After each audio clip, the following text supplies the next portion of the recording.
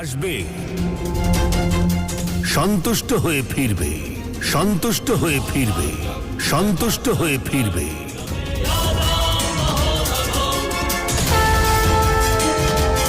তথাস্তু, তথাস্তু, তথাস্তু। भिक्षां देहि, भिक्षां देहि, भिक्षां देहि।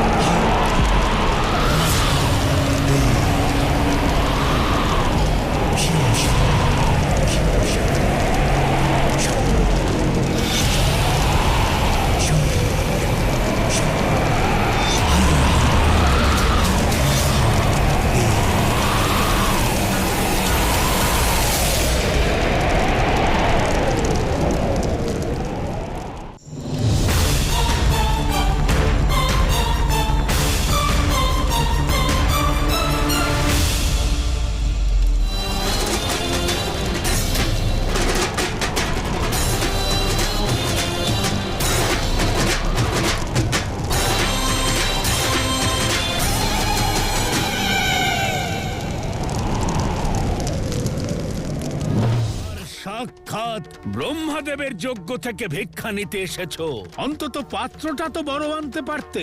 লোভ না আমার মনে রয়েছে, না আমার চরিত্রে রয়েছে। আপনি ব্রহ্মাদেব কেবল আমার এই রিক্ত পাত্রটি পূর্ণ করে দিন। আমি প্রতিশ্রুতি দিচ্ছি আমি ফিরে যাব। পূর্ণ করুন এটি। কাপালিককে এই পাত্র শুধু নয়, যতক্ষণ না মন ভরছে ভিক্ষা দেওয়া হোক। সৈনিকেরা,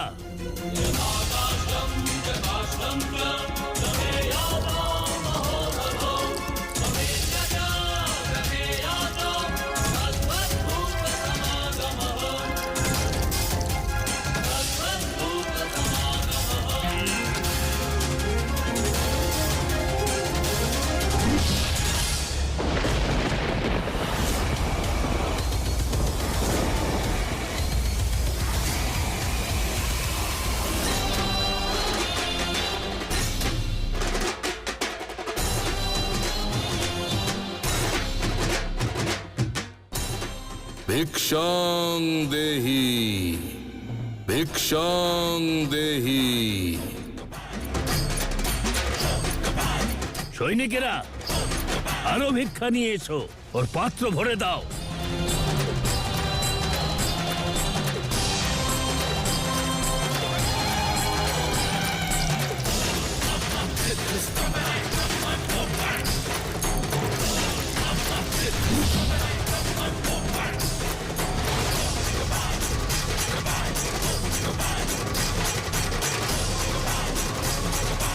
এইসব কি হচ্ছে এখানে?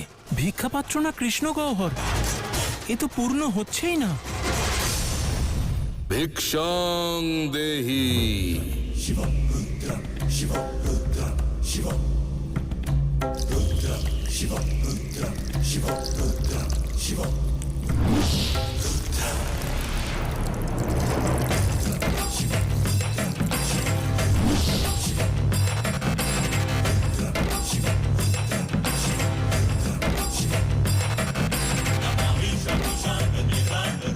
भिक्षां देहि। কেইনি কোনো মায়াবী অসুর নয় তো? হ্যাঁ, তাই তো ব্রহ্মাদেবের কৃপাকে নিজের মায়ার দ্বারা খণ্ডন করছেন। কিন্তু এখানে তো কোনো অসুর প্রবেশ করতেই পারে না। কেউ আমার সম্মান হানি করতে পারবে না। সৈনিকেরা আরো ভিক্ষা নিয়ে এসো, আর এর পাত্র ভরে দাও, ভোজনের সামগ্রী দাও। ওর মায়ার কাছে আমার মস্তক নত হবে না।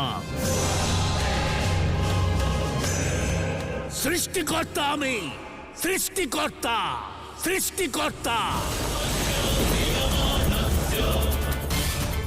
আমাকে হারাতে পারবে না।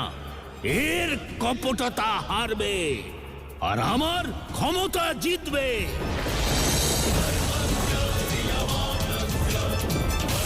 ওর পাত্র ভরো আর বের করো এখান থেকে। ব্রহ্মাদেব, অহংকার ত্যাগ করুন।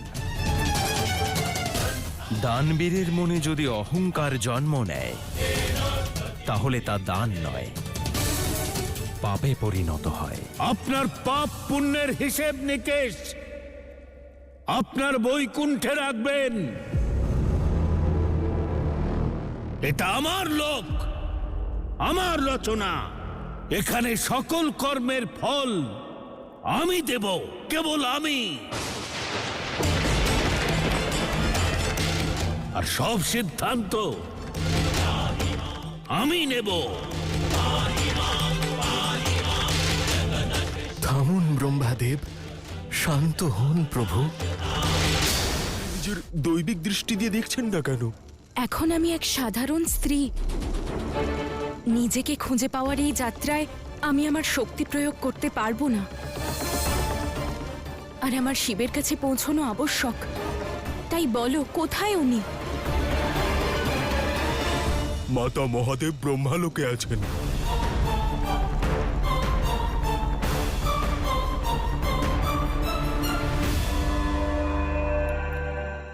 দাঁড়াও পার্বতী,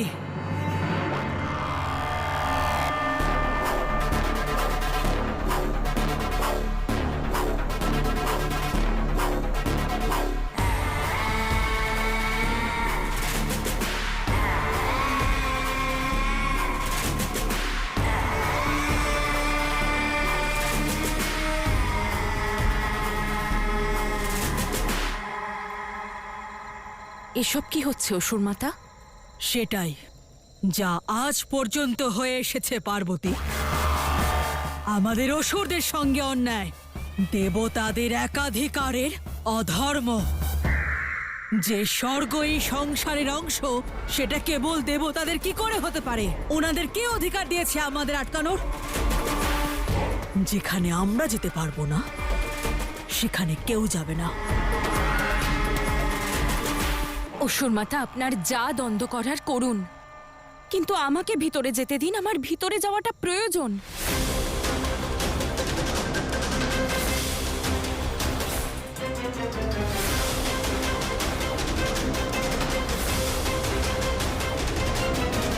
আদি শক্তির এত সামান্য তাপে আহত হওয়া অসম্ভব।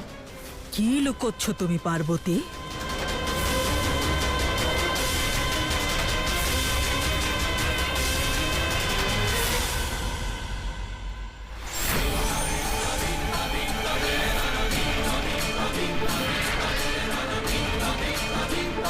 শিবের দৃষ্টিতে পুনরায় নিজের স্থান পেতে যতক্ষণ না আমি প্রায়শ্চিত্ত করছি, ততক্ষণ মহাদেবের মহাগৌরী হতে পারবো না। আপনার পরীক্ষার প্রথম ধাপ হলো অগ্নি। আজ রাতের মধ্যে এই দুই পাষাণদার অগ্নির আহ্বান করে সেই অগ্নি যদি আমার কাছে নিয়ে আসতে পারেন একজন সাধারণ মানুষের মতন, তাহলে আপনি সফল হবেন।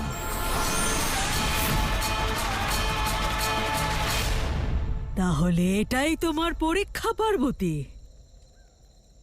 তুমি যদি বিফল হও, তাহলে শিব শক্তি কোনোদিন পূর্ণ হতে পারবেন না।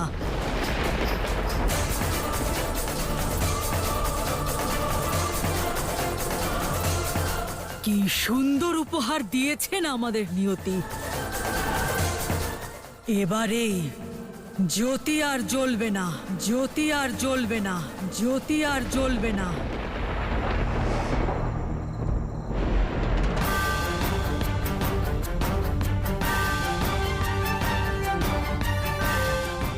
না অসুর মাতা, আপনি বুঝতে পারছেন না, এ আমার কাছে জীবন আর মৃত্যুর প্রশ্ন।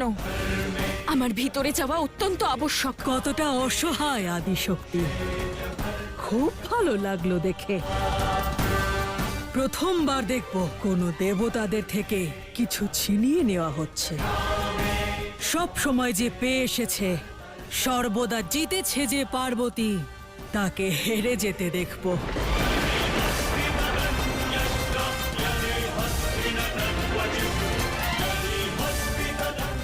এটা এত কথা বলার সময় নয় অসুর মাতা। আপনি বোঝার প্রচেষ্টা করুন, আমার ভিতরে যাওয়া অত্যন্ত আবশ্যক। এটাই তো সময় পার্বতী।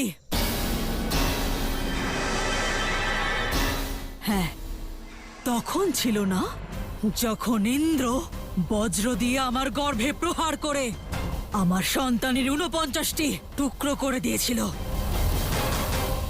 আজ পর্যন্ত সেই কষ্টের আগুনে জ্বলছি আমি, সেই কষ্ট সহ্য করে চলেছি।